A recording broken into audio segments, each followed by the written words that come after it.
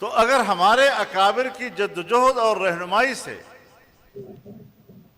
آئین طے ہے تو اس کا معنی یہ ہے کہ پھر ملک مسلمان ہے۔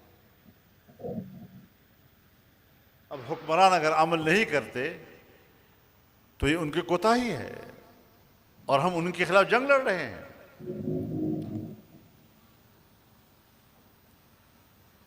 پھر اس نظام کے تحفظ کے لیے تیسرا مرحلہ آتا ہے، وَأَعِدُّوا لَهُم مَّا اسْتَطَعْتُم مِّن قُوَّةٍ وَمِن رِّبَاطِ الْخَيْلِ تُرْهِبُونَ بِهِ عَدُوَّ اللَّهِ وَعَدُوَّكُمْ، کہ دشمن کے مقابلے میں جتنا تمہارے بس میں ہے اپنی قوت تیار کرو، جنگی ساز و سامان تیار کرو۔ کیوں؟ اسلامی سلطنت اور اسلامی حکومت کے حدود کا تحفظ بھی تو کرنا ہے۔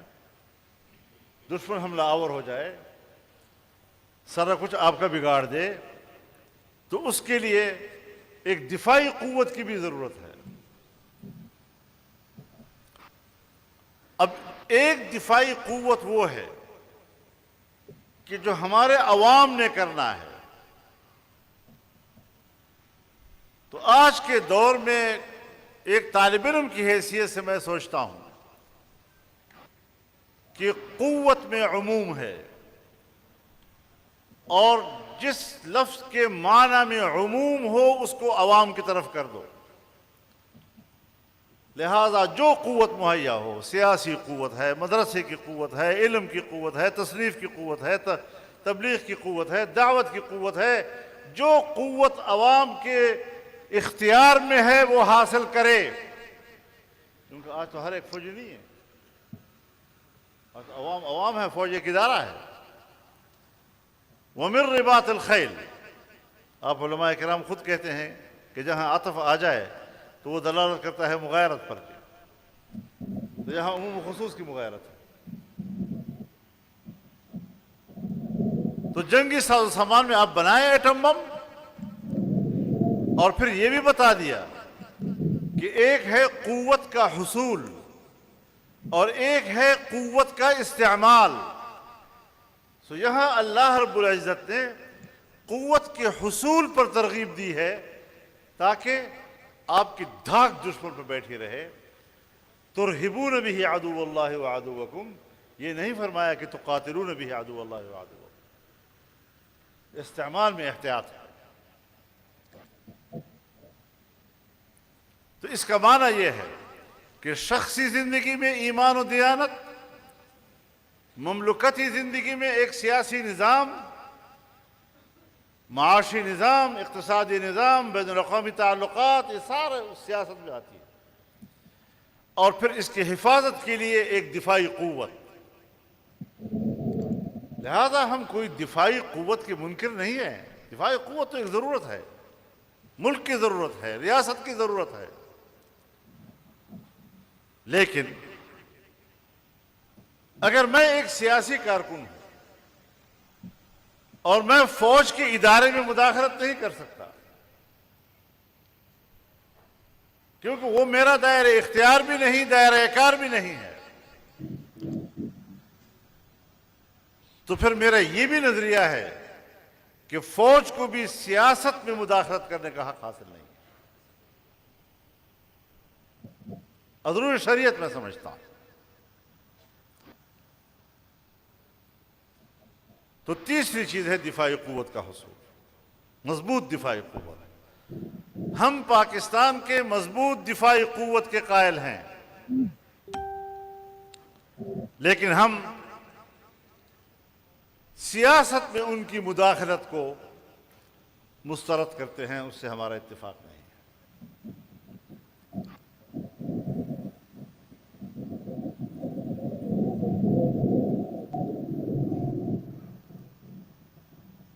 ہمارے ملک میں جو قانون سازیاں ہوتی ہیں، ابھی تازہ قانون سازی ہوئی ہے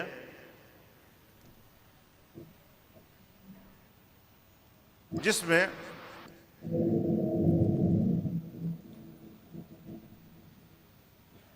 اس تیزی کے ساتھ قانون سازی کی گئی ہے کہ بعد میں جب ہم نے اس کو مطالعہ کیا نہ تو وہاں بحث ہوئی. میرے خیال میں حزب اختلاف کی جماعتوں نے بھی اس کو باریکی سے نہیں دیکھا، لیکن جو اس کی شکل سامنے آ رہی ہے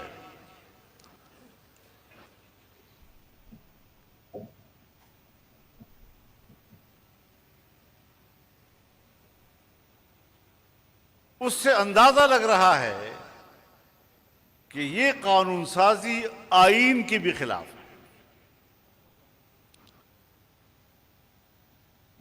آئین سے متصادم ہے.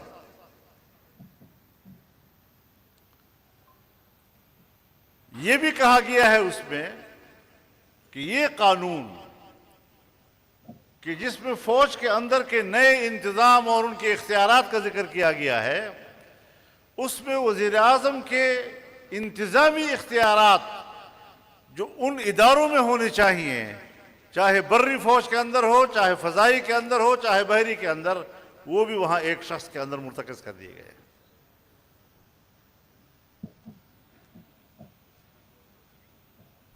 اور پھر یہ قانون تمام قوانین پر بالاتر ہوگا. یعنی اگر کسی قانون کو اس قانون سے تصادم ہوگا وہ غیر مؤثر ہو جائے گا. اب پہلے غیر مؤثر تو بناؤ نا. غیر مؤثر بھی نہیں بنایا، وہ اپنی جگہ پر ایگزسٹ کر رہے ہیں، وہ دفعات بھی موجود ہیں اپنی جگہ پر. اور نیا قانون لا کر کہہ دیا گیا ہے کہ اگر کوئی بھی دفعہ اور شق اس قانون سے متصادم ہوگا تو غیر مؤثر ہوگا. لیکن اب تک اس کو نہ نشاندہی کی گئی ہے، نہ اس کو غیر مؤثر کیا گیا، نہ اس پہ ترمیم کی گئی. آپ بتائیں کہ یہ ایک قانونی تضاد ہے یا نہیں؟ اور یہ قانون سب پر بالاتر ہوگا. اب پتہ نہیں، یہ تو قانون دان جانیں کہ کیا قانون کی دنیا میں اس طرح کی کوئی گنجائش ہے یا نہیں. لیکن میں آئین کے حوالے سے جانتا ہوں کہ جس زمانے میں پارلیمنٹ میں یہ بات آئی کہ قرآن و سنت سپریم لا ہونے چاہیے اور بالاتر قانون ہونا چاہیے قرآن و سنت کو، تو سپریم کورٹ کے چیف جسٹس جناب نسیم حسن شاہ مرحوم نے یہ فیصلہ دیا کہ نہیں، آئین کے تمام دفعات برابر ہیں اور کوئی ایک دفعہ بھی دوسرے دفعے پر بالادست نہیں ہو سکتا. شریعت کے حوالے سے تو تمام دفعات آئین کے برابر ہیں، لیکن اسٹیبلشمنٹ اور مقتدرہ کو میں طاقت اور اختیارات کا ارتکاز اور پھر تمام قوانین پر اس کی بالادستی، اس کے لیے قانون سازی ہو گئی. پاکستان اس لیے بنا تھا. آپ اپنے ادارے کے اندر انتظامی تبدیلیاں لائیں، اس سے ہمارا کوئی جھگڑا نہیں. آپ آرمی چیف بھی ہوں، آپ چیف آف ڈیفنس فورسز بھی ہوں، آپ فیلڈ مارشل بھی ہوں، اس سے ہمارا کوئی سروکار نہیں. لیکن وہ اختیارات جو پارلیمنٹ کے ہونے چاہیے وہ مقتدرہ کے اندر ایک فرد کو دے دیے گئے ہیں. اب اس کا اختیار اپنے بری افواج پر بھی، فضائیہ پر بھی اور بحریہ پر بھی تسلط کر دیا گیا ہے، اور وہاں وہ تمام اختیارات رکھے گا. کسی کو برخاست کرنے کا، کسی کی ملازمت میں اضافہ کرنے کا، کسی کی استعفے کو منظور کرنا نہ کرنا، تمام اختیارات اس کو دے دیے گئے ہیں. جبکہ یہ کنٹرول، یہ کمانڈ یہ فیڈرل گورنمنٹ کا ہوا کرتا تھا، اور فیڈرل گورنمنٹ نے اپنے اختیار ان کے حوالے کر دیا ہے. اور پھر آگے کہتے ہیں کہ اگر کسی قانون سازی کی ضرورت ہوگی تو فیصلہ فیڈرل گورنمنٹ کرے گی، یعنی اس میں پارلیمنٹ کو بھی نکال دیا گیا. تو قانون سازی اور اس حوالے سے آئین میں ترمیم اور تبدیلی اور اس قسم کی چیزیں وہ بھی گورنمنٹ کے حوالے کر دی گئی ہیں، کیونکہ گورنمنٹ کو اپنے راستے پہ لانا اور بوٹ کے نیچے دبانا ان کے لیے شاید آسان ہے۔ ہم چیزوں پر اختلاف کر رہے ہیں، اصولی اختلاف کر رہے ہیں، ہم کسی کو گالی تو نہیں دے رہے، کسی کے ساتھ جھگڑا تو نہیں ہے ہمارا، لیکن اگر ہم پارلیمنٹ کے اندر ہیں تو ہمیں پارلیمنٹ کے اندر تو اس پر میں مزید بھی کام کرنا چاہتا ہوں، اور اسی وجہ سے میں لیڈر آف دا اپوزیشن کے دفتر میں گیا اور میں نے ان کو سمجھایا کہ اگر ہم اس طرح بکھرے بکھرے نظر آئیں گے اور پارلیمنٹ کے اندر بھی ہماری کوئی مشترکہ حکمت عملی نہیں ہوگی تو پھر یہ سب کچھ ہوتا رہے گا۔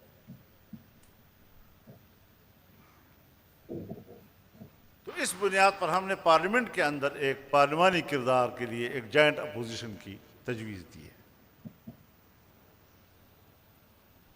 کیوں؟ ہمیشہ حکومت جب بنتی ہے تو اتحادی جماعتیں اس میں شامل ہوتی ہیں، پہلے اتحاد کرتی ہیں، پھر اس کے بعد وہ قائد ایوان منتخب کرتی ہیں۔ لیکن جو پارٹی بھی حکومت میں نہ ہو وہ اپوزیشن بینچوں میں بیٹھتی ہے، تو اپوزیشن بینچوں میں اتحاد کا کوئی بنیاد نہیں ہوتی۔ بعد میں ان کو پھر لیڈر آف دا اپوزیشن کی ذمہ داری ہوتی ہے کہ وہ مشترکات کی بنیاد پر اپوزیشن کو اکٹھے بٹھائے، مشاورت کرے، معاملات میں شراکت داری ہو آپس میں، تب جا کر اپوزیشن ایک مؤثر کردار ادا کر سکتی ہے۔ تو یہاں پر اس کا فقدان تھا، اور پارلیمنٹ کے اندر اس کے نقصانات کو ہم دیکھ رہے تھے، تو یہ ہم نے ان کو تجویز دی ہے کہ بھئی پارلیمنٹ کے اندر تو کم از کم ان چیزوں پر نظر رکھیں۔ اتنی بڑی خرابی کر دی ہے انہوں نے، اور ہمیں پتہ ہی نہیں ہے کہ کیا ہو گیا، نہ کوئی بحث ہے اس کے اوپر، نہ کوئی، اور 1 منٹ کے اندر اندر وہ قانون سینٹ میں چلا گیا، اور میرے خیال میں آدھے گھنٹے کے سارا کچھ تمام ہو گیا، خیر خیریت ہو گئی، اور ہم خوش ہیں کہ ہم نے واک آؤٹ کر لیا۔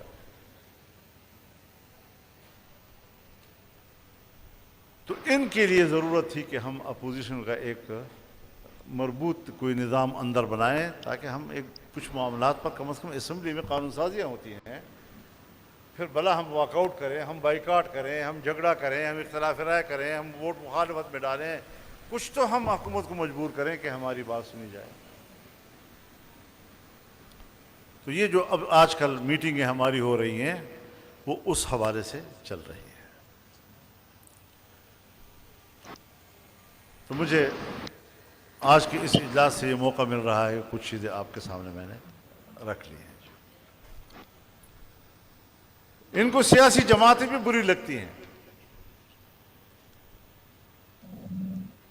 اور کہتے ہیں ہارڈ اسٹیٹ ہونی چاہیے، ہارڈ اسٹیٹ، سخت حکومت۔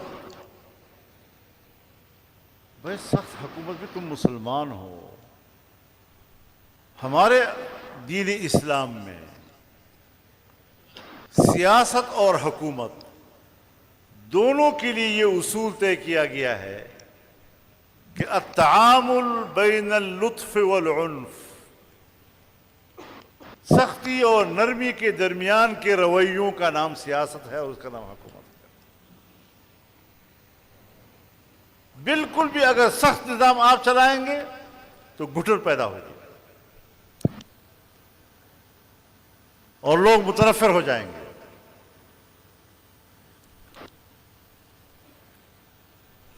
اور اگر بالکل بھی آپ نرمی کریں گے تو نظام درہم برہم ہو جاتا ہے، بدنظمی آ جاتی ہے۔ تو دنیا کو بتا رہے ہیں کہ آپ ماڈریٹ بنیں، یعنی اعتدال پسند بنیں۔ تو اس اعتدال پسندی کا اعلان تو قرآن کریم نے 1400 سال پہلے کیا ہے۔ وَكَذَلِكَ جَعَلْنَاكُمْ أُمَّةً وَسَطًا، ہم نے تمہیں ایک میانہ رو امت بنایا ہے۔ تو یہاں پر بھی ایک شخص کے خیالات چلتے ہیں،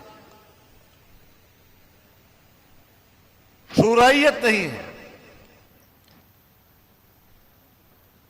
تو میں بڑے ادب و احترام کے ساتھ اپنے سپہ سالار سے بھی عرض کرنا چاہوں گا کہ آپ اگر سپہ سالار ہیں تو اس منصب کے حوالے سے بھی جناب رسول اللہ صلی اللہ علیہ وسلم کے طرز عمل سے کچھ رہنمائی لے لیں۔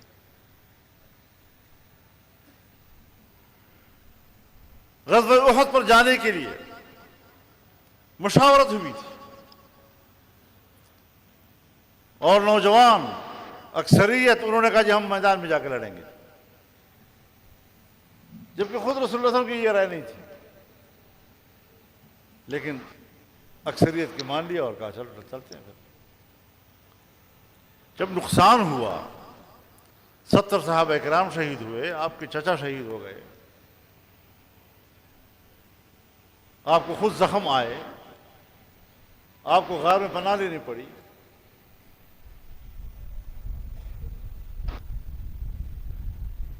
تو میں جو اپنے طور پر سوچتا ہوں کہ یہ منظر دیکھ کر بتقاضائے بشریت جناب رسول اللہ صلی اللہ علیہ وسلم کو کس کرب سے گزرے ہوں گے، اور امکان ہے کہ ان کو یہ بھی خیال آیا کہ میں نے ان سے مشورہ کیوں کیا، میں تو خود پیغمبر ہوں، جو میں فیصلہ کروں ان کو ماننا پڑے گا۔ تو یہاں پر اللہ تعالیٰ نے وحی اتاری، فَبِمَا رَحْمَةٍ مِّنَ اللَّهِ لِنْتَ لَهُمْ وَلَوْ كُنْتَ فَظًّا غَلِيظَ الْقَلْبِ لَانفَضُّوا مِنْ حَوْلِكَ فَاعْفُ عَنْهُمْ وَاسْتَغْفِرْ لَهُمْ وَشَاوِرْهُمْ فِي الْأَمْرِ۔ یہاں صحابہ کرام کی سفارش ہو رہی ہے، اس سے مبارک جماعت کائنات میں اور ہو سکتی ہے کہ جس کے لیے رسول اللہ صلی اللہ علیہ وسلم سے اللہ سفارش کر رہے ہیں ان کی کہ ہم نے تو آپ کو ان کے لیے نرم پیدا کیا ہے، اگر آپ سخت رویوں والے ہوتے تو یہ تو آپ سے بھاگ جاتے، کون آپ کے سامنے صاف بات کرتا، ادھر ادھر بکھر جاتے، آپ کے نور اور آپ کے برکات سے محروم رہ جاتے، آپ کی تعلیمات سے محروم رہ جاتے۔ اب ایسا کرو کہ ان کو معاف بھی کر دو، ان کے لیے بخشش بھی مانگو اور ان سے مشورہ بھی کیا کرو۔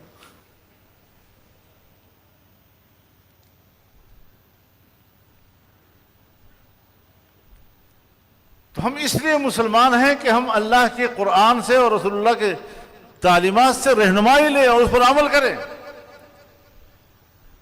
یہاں میں طاقتور ہوں اور بس جب طاقتور ہوں تو پھر میں جیسے چاہوں کروں، تو یہ نہیں چلے گا۔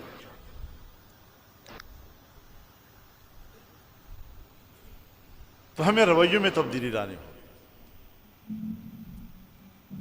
آج مغرب ہمیں کہتا ہے اعتدال، جبکہ اعتدال کی اولین تعلیم قرآن کریم نے دی ہے، اور طرفہ تماشا یہ ہے کہ اسلامی امت اور مسلمانوں کو اور مذہبی لوگوں کو آج شدت پسند اور انتہا پسند کہا جا رہا ہے۔ تو ایسے لوگ تو ہر جگہ ہوتے ہیں، کیا مغربی دنیا میں وہ لوگ نہیں ہیں جو مسلح جنگ لڑتے رہے ہیں؟ لیکن اس کا ذکر نہیں ہوگا۔ اسرائیل کیا مظالم کر رہا ہے، فلسطینیوں کا کیا قتل عام ہوا، اس کا ذکر نہیں ہوگا۔ فلسطینیوں پر الزام لگے گا تمہیں غیر مسلح کرنا ہے، بھئی ناجائز حکومت کو غیر مسلح کرو، ظالم حکومت کو سزا دو۔ اگر 2 شہروں میں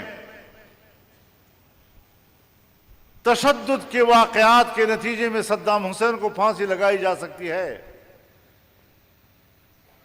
تو پھر نیتنیاہو پر کیوں مقدمہ نہیں چل سکتا؟ اور عالمی عدالت انصاف نے اس کو ملزم بھی قرار دیا، اس کے باوجود پوری دنیا کے دورے کر رہا ہے۔ امریکہ 20 سال تک اور ناٹو 20 سال تک افغانستان میں بمباریاں کرتا رہا۔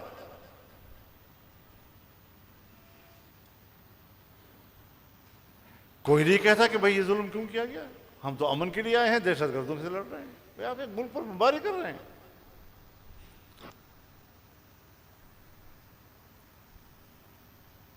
اور پاکستان میں نہیں ٹھہر سکا،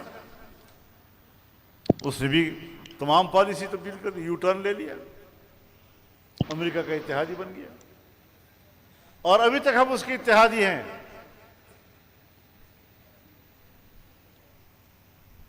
اور ڈالر لے رہے ہیں، دہشت گردی کے خلاف لڑائی کی قیمت وصول کر رہے ہیں۔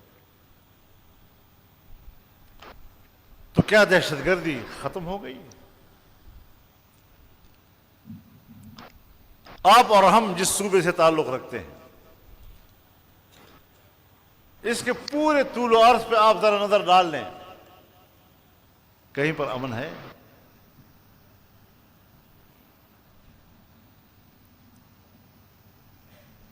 اور صرف بدامنی کی بات نہیں کر رہا، بدامنی اس حد تک بڑھ گئی ہے کہ حکومتی رٹ ختم ہو رہی ہے،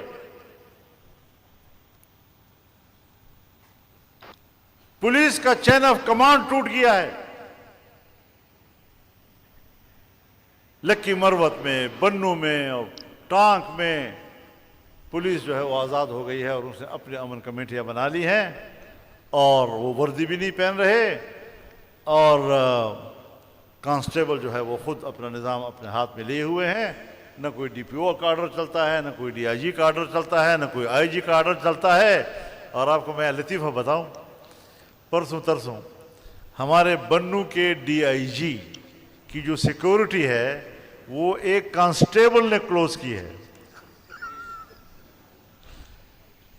ایک کانسٹیبل نے آرڈر دیا کہ سب یہ ڈیوٹی چھوڑ دو، آ جاؤ واپس۔ یہ حالت ہے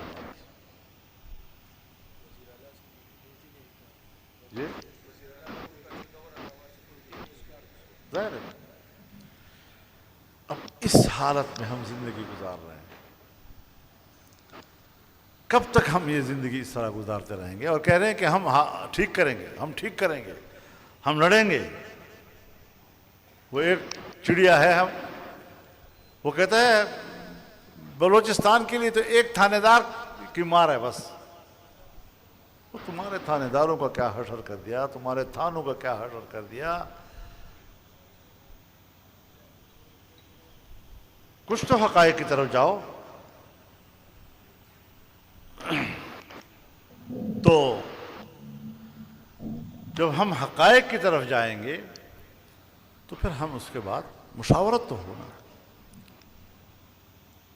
اب شہباز شریف بیچارہ وزیر اعظم ہے، پوری دنیا میں جاتا ہے، اور اگر وہ قابل قبول ہوگا تو آرمی چیف کو ساتھ لے کر جائے گا، ورنہ شاید اس کو کوئی ہاتھ بھی نہ ملائے۔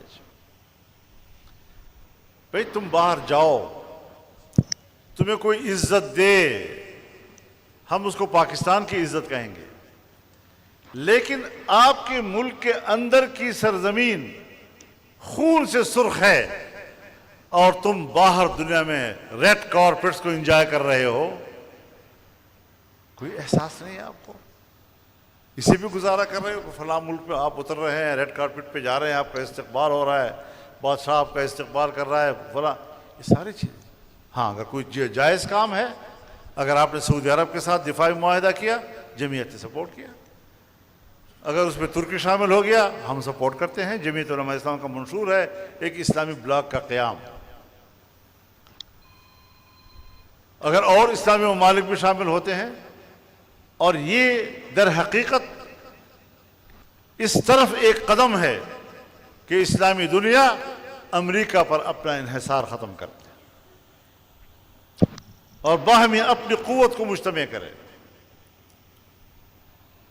تو اگر کوئی ایسی بات ہوتی ہے تو ہم نے تو اختلاف نہیں کیا، اختلاف برائے اختلاف نہیں ہو رہا، ورنہ ہم یہاں بھی اختلاف کرتے ہیں کہ بھئی آپ کیوں جا رہے ہیں، آپ تو نمائندے ہی نہیں ہیں پاکستان کے، آپ کی حکومت تو جعلی ہے، اور واقعی جعلی ہے، اس میں بھی کوئی شک نہیں۔ اور پھر اقلیت حکومت کر رہی ہے، پیپلز پارٹی حکومت کا حصہ نہیں ہے، صرف آئینی عہدے لیے ہوئے ہے۔ گلگت میں الیکشن ہے، ایک دوسرے کے خلاف بول رہے ہیں، مقابلہ ہے ان کا۔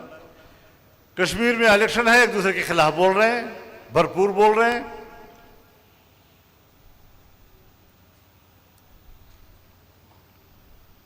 اور اسمبلی میں آ کر بیٹھتے ہیں تو پہلے اختلاف کرتے ہیں، پھر جب ووٹ کا وقت آتا ہے وہی کہ نا مارچے غار تھا اردین انداز دا سکئی پچھے کل غار تھا نودین نیکشی نچے غار تھا نوتے دو وخرانین بیدوالا نیک زی پہ والا رشی. تو اس قسم کی ایک سیاست ہے جو ملک کے اندر چل رہی ہے، ایک جبر کا ماحول ہے، اور ہم اس ماحول کے اندر وقت گزار رہے ہیں. حضرت اسلام میں جبر کی کوئی اجازت نہیں ہے. جناب رسول اللہ صلی اللہ علیہ وسلم نے فرمایا ستۃ لعنتہم ولعنہم اللہ وکل نبی مجاب. ان چھ میں ایک ہے المتسلط بالجبروت یعز من اذلہ اللہ ویذل من اعزہ اللہ. جو طاقت کی بنیاد پر مسلط ہوتا ہے، قوم کی مرضی نہیں ہے، طاقت کی بنیاد پر جو قوم پر مسلط ہوگا اور عزت والوں کو بھی عزت کرے گا. جیسے ابھی 2-4 روز پہلے بلوچستان سے معززین بلائے گئے اور یہاں پر جو ہماری مقتدرہ نے ان سے خطاب کی اور گفتگو کی جو انتہائی توہین آمیز تھی. تم باعزت لوگوں کو ذلیل کرو گے اور جو 2% کے لوگ نہیں ہیں وہ ہمارے وزراء اور منسٹر پر حکومت کریں گے. یہ بھی تو ہمیں دیکھنا ہوگا کہ اپنی مرضی کے اور اپنے جو آپ کے وفادار ہو سکتے ہیں وہ قابل انعام ہیں، اگر پاکستان کا وفادار ہے تو وہ غدار ہے. تو یہی سیاست تو انگریز کی تھی کہ انگریز کا وفادار کو وفادار کہا جاتا تھا، ہندوستان کے وفادار کو غدار کہا جاتا تھا. آج وہی رویے ہمارے ملک کے اندر ہم دیکھ رہے ہیں. نہ حکمرانوں کی کوئی حیثیت ہے، نہ ہمارے ملک کے نظام میں کوئی بہتری آ رہی ہے. سی پیک کا پورا علاقہ جو ہے اس وقت مسلح گروہوں کے ہاتھ میں ہے، وہاں گوادر تک.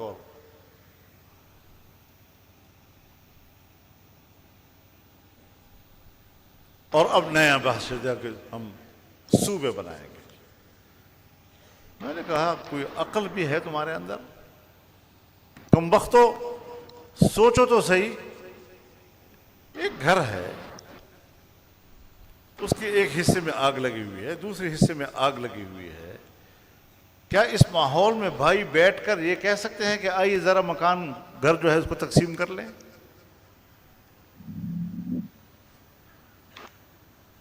ان شعلوں کے اندر آپ صوبوں کی بات کر رہے ہیں. صوبے بنتے رہتے ہیں، دنیا میں بھی بنتے ہیں، انڈیا میں بھی بنتے ہیں، لیکن نہ ماحول اس وقت موجود ہے نہ تیاری ہے. بس ایک ادارے اور ایک ادارے کے سربراہ کی خواہش ہے اور وہ جبراً قوم پر مسلط کر رہا ہے. تو ہم نے اس کا مشاہدہ کیا ہے کہ فاٹا انضمام پر ہم چیخ رہے تھے کہ وقت نہیں ہے، ابھی تم تیار نہیں ہو، ماحول نہیں ہے. آپ نے کہا نہیں، بن کے رہے گا. تو مجھے تو اس وقت بھی پتا ہے کہ اس کے پیچھے امریکہ تھا. تو میں کیسے کہوں گا کہ آج صوبوں کی تقسیم اور ملک کے اندر یہ افراتفری، اس کے لیے بیرونی دباؤ نہیں ہوگا. اور تم خود اتنے تکڑے ہو کہ ملک کے اندر یہ رسک لے رہے ہو. اور صوبوں کو کیوں توڑا جا رہا ہے؟ اس لیے نہیں کہ اصولی طور پر یونٹ بنتے ہیں اور پوری دنیا میں ہو رہے ہیں اور انڈیا میں بھی ہو رہا ہے. اس لیے کہ 18ویں ترمیم میں NFC ایوارڈ آئینی طور پر طے ہوا کہ محصولات میں صوبوں کے حصے میں اضافہ کیا جا سکے گا اور کمی نہیں کی جا سکے گی، اور اس وقت شاید 49% محصولات کے صوبوں کے لیے تھا، بڑھتے بڑھتے شاید 56-57% تک پہنچ۔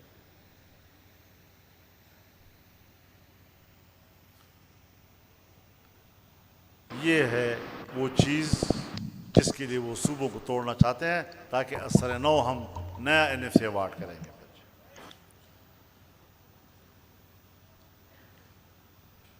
اور پختو کے وہی سپگی دی پارے ٹول برستانوں سوزاؤ۔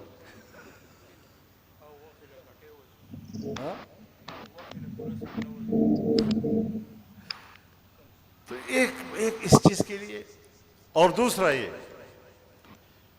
کہ جو صوبوں کے اندر معدنی ذخائر ہیں ان پر صوبوں کے عوام کا حق ہے، 18ویں ترمیم کے تحت وہ صوبوں کی ملکیت ہے۔ ان معدنی ذخائر کے لیے وہ ہمارے قبائل کو، ہمارے صوبوں کے عوام کو، عام آدمی کو مالک تسلیم کرنے کے لیے تیار نہیں ہے، ان کو اپنے قبضے میں لینا چاہتے ہیں۔ ان دو مقاصد کے لیے صوبوں کو تقسیم کرنا بڑا ناگزیر ہو گیا ہے، بڑا ناگزیر ہو گیا ہے۔ ہم نہیں ایسی چیز کی حمایت کر سکتے، اور نہیں آپ کی بس میں ہے کہ آپ جبراً قوم کے اوپر فیصلے مسلط کریں گے اور ہم اس کو مانتے رہیں گے۔ یہ کیسے ہوگا؟ بلوچستان میں آپ کے رٹ نہیں ہے، ہنہ اوڑک اور اس کے پہاڑ یہ چھاؤنی کے بالکل اوپر ہے، اور وہاں لوگ چڑھ گئے اور لوگوں کو شہید کیا۔ زیارت میں یہی ہوا۔ آج جمعیت علماء اسلام کی مرکزی مجلس عمومی کا جو اجلاس کراچی میں ہو رہا تھا، وہ بلوچستان کی جماعت کی درخواست پر پشاور میں لایا گیا ہے کہ وہ کہتے ہیں کہ ہم کراچی نہیں پہنچ سکتے، ہمارے راستے نہیں ہیں اس قابل۔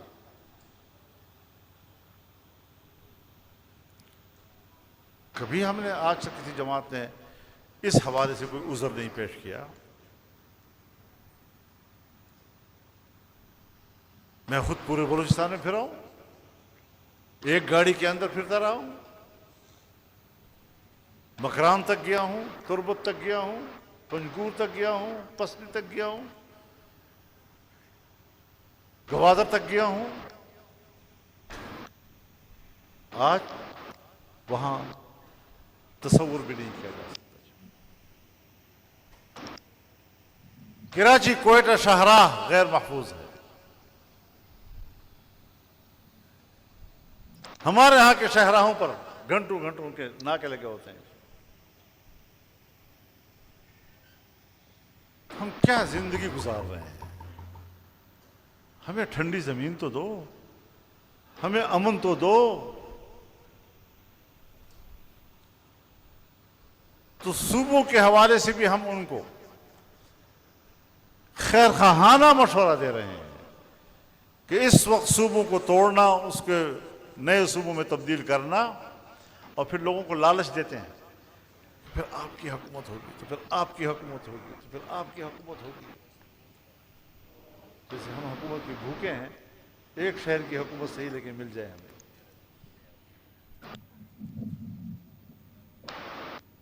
لیکن میرے خیال میں نہ تیری حکومت ہوگی نہ میری حکومت ہوگی، کسی اور کی ہوگی۔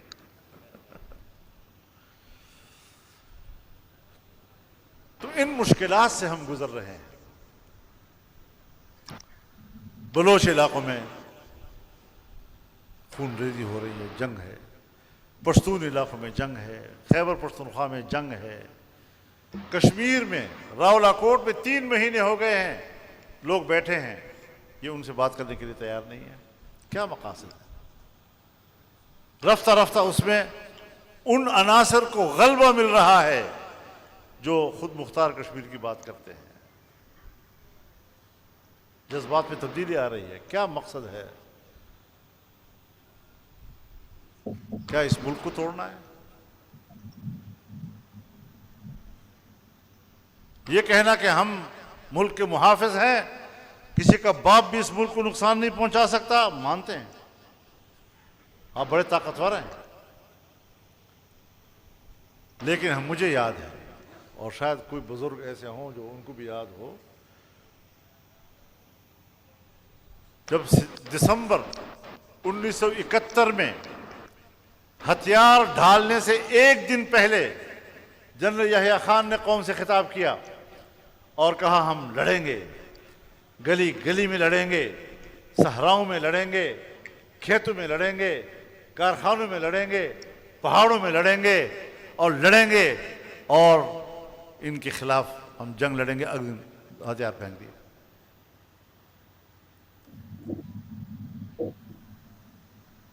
یہ بڑے بڑے بول تو ہم نے اس وقت بھی سنے ہیں۔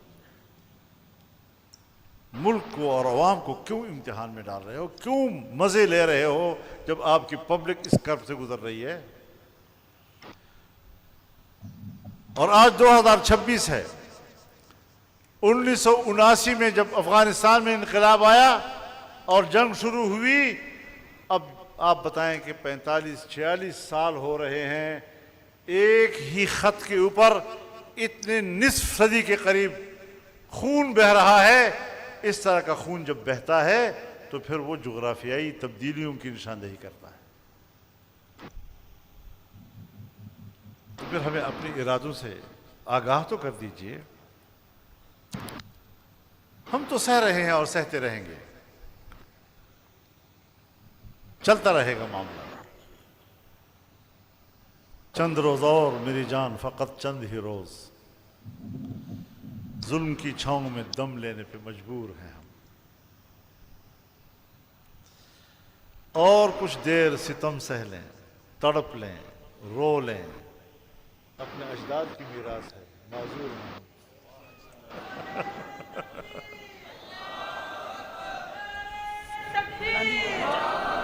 للکار ہے، للکار ہے، کیا نعرہ لگا انہیں؟ کیا ہو گیا آپ لوگوں کو؟ قائد جمعیت شیر پر تو آپ خاموش بیٹھے ہوئے ہیں۔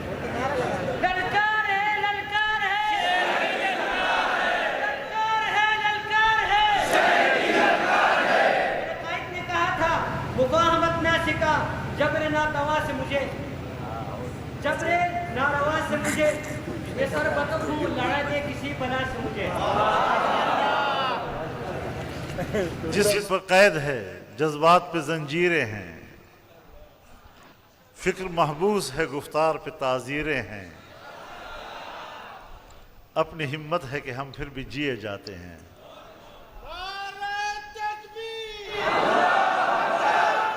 مجھے بات تو پوری کرنا۔ جسم پہ قید ہے، جذبات پہ زنجیریں ہیں، فکر محبوس ہے، گفتار پہ تعزیریں ہیں، اپنی ہمت ہے کہ ہم پھر بھی جیے جاتے ہیں۔ زندگی کیا کسی مفلس کی قبا ہے جس میں ہر گھڑی درد کے پیوند لگے جاتے ہیں۔ ان حالات سے ہم نے لڑنا ہے، لیکن اب ظلم کی میعاد کے دن تھوڑے ہیں، ایک ذرا صبر کے فریاد کے دن تھوڑے ہیں۔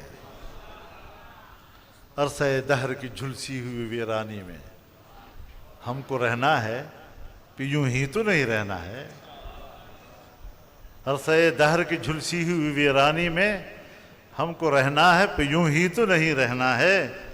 اجنبی ہاتھوں کا بے نام گراں بار ستم آج سہنا ہے، ہمیشہ تو نہیں سہنا ہے۔ تو انشاءاللہ العزیز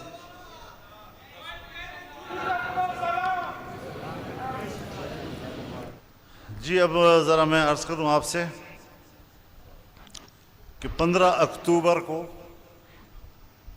ملتان میں مفتی محمود کانفرنس کے انعقاد کا اعلان کیا گیا ہے، اور 19، 20، 21 مارچ 2027 کو سکھر میں امن عالم کانفرنس کا انعقاد کا فیصلہ کیا گیا ہے۔ بہت بڑی کانفرنس ہوگی انشاءاللہ، تو آپ حضرات بھی اس سے باخبر رہیں، پورے قوم کو بھی باخبر بنائیں، اور اس کے لیے پوری تحریک کو آگے بڑھائیں. انشاءاللہ العزیز ہم عوام سے جائیں گے, عوام سے ملیں گے, اور اگر آپ غلط بات قوم سے کہتے ہیں, ایک جھوٹا بیانیہ قوم سے کہتے ہیں, تو ہمارا فرض ہے کہ ہم سچا بیانیہ قوم تک پہنچائیں, اور انشاءاللہ وہ چلے گا.